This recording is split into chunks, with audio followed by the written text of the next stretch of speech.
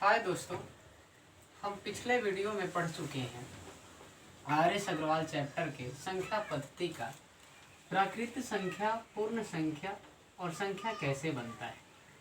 अब आज हम सीखेंगे सम संख्या, विषम संख्या, अभाज्य संख्या और सअभाज्य संख्या। तो सबसे पहले सम संख्या के बारे में जानेंगे। सम संख्या यानी इवन नंबर। सम संख्या किसे कहते हैं, उसका पहचान क्या है। सम संख्या वैसा संख्या जो दो से पूरा पूरा कट जाए,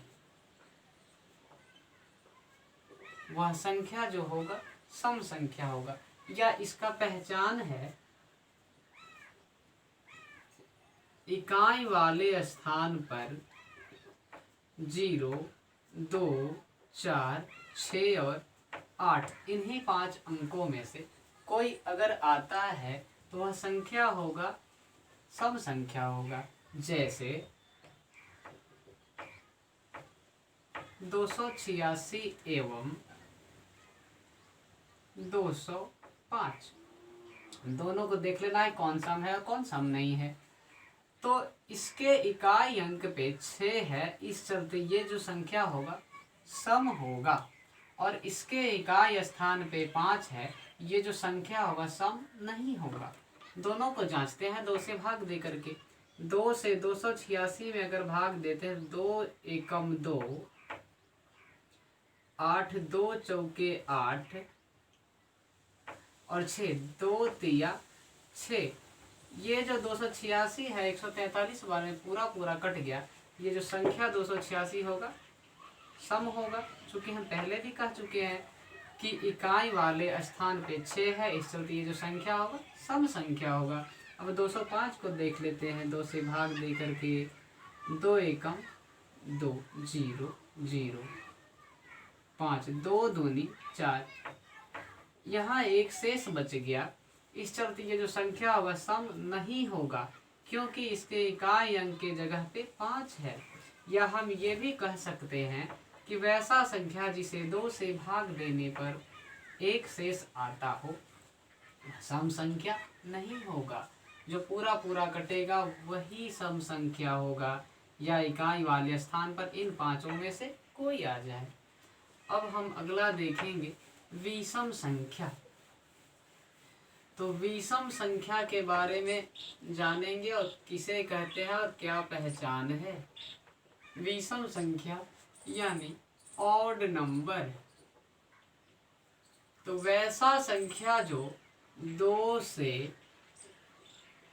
पूरा पूरा न कटे, वह संख्या कहलाएगा विषम संख्या। और इसका पहचान है कि इकाई वाले स्थान पर 1, 3, 5, 7, 9 इन्हीं 5 में से कोई संख्या यदि आता है तो वह संख्या विषम संख्या होगा। जैसे 13, 17, 205। अब 2 से काटेंगे 13 को तो 2 छक्के 12, एक शेष आ जाएगा। 17 को अगर काटते हैं तो 2 अट्ठे 16, एक शेष बच जाएगा। अगर 205 को काटते हैं 2 से तो 2 एकम 2 कट गया 0 0 कट गया 5, 2 दूनी 4। चूंकि तीनों में एक एक शेष बच रहा है और पूरा पूरा नहीं कट रहा है, तो अतः हम कह सकते हैं जो 2 से पूरा पूरा ना कटे वह संख्या होगा विषम संख्या होगा। और इसके आधार पर भी विषम संख्या होगा, क्योंकि इकाई अंक पे 3 है, 7 है और 5 है, जो कि इसमें पहले से है 1, 3, 5, 7, 9। तो जिन संख्या के अंतिम संख्या 1, 3, 5, 7, 9 में से कोई भी होगा वह संख्या विषम संख्या हो जाएगा। अब हम अगला सीखेंगे अभाज्य संख्या। अभाज्य संख्या किसे कहते हैं।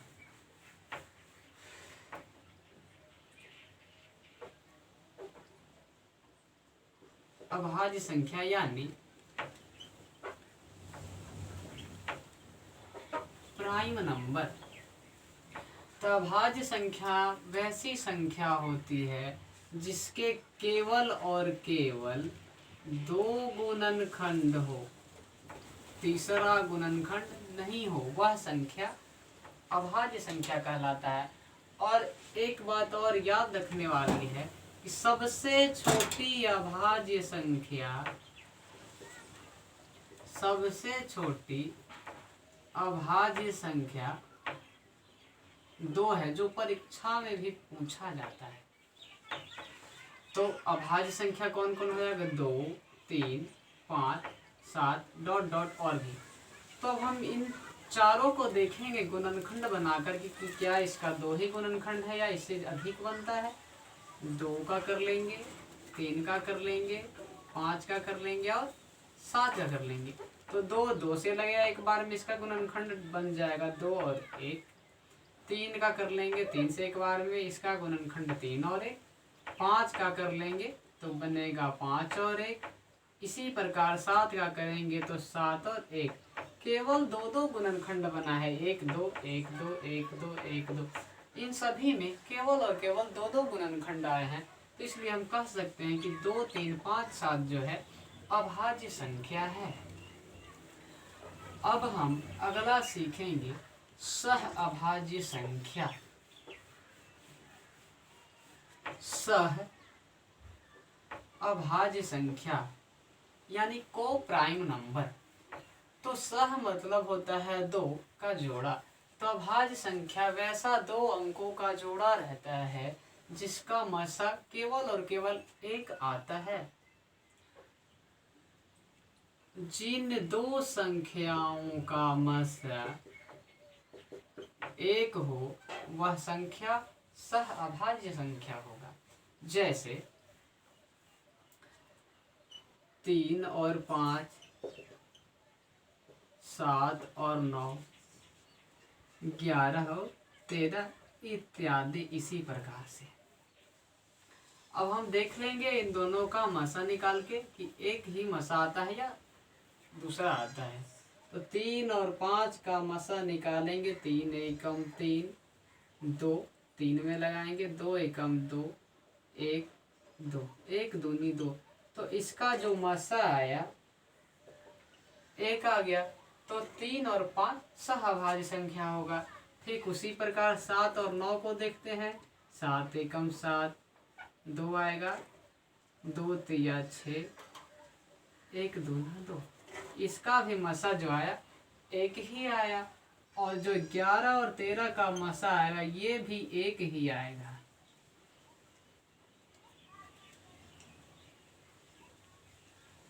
तो इन तीनों का मसा केवल और केवल 1 ही आ रहा है। तो हम कह सकते हैं कि ये जो जोड़ा तीनों है सह अभाज्य संख्याओं का जोड़ा है। अब हम अगले वीडियो में सीखेंगे कि कैसे जांच करें कि वह दिया गया जो संख्या है अभाज्य संख्या है। बस इस वीडियो में इतना ही। अब सिर्फ शेष अगले वीडियो में हम बताएंगे। तब तक के लिए धन्यवाद।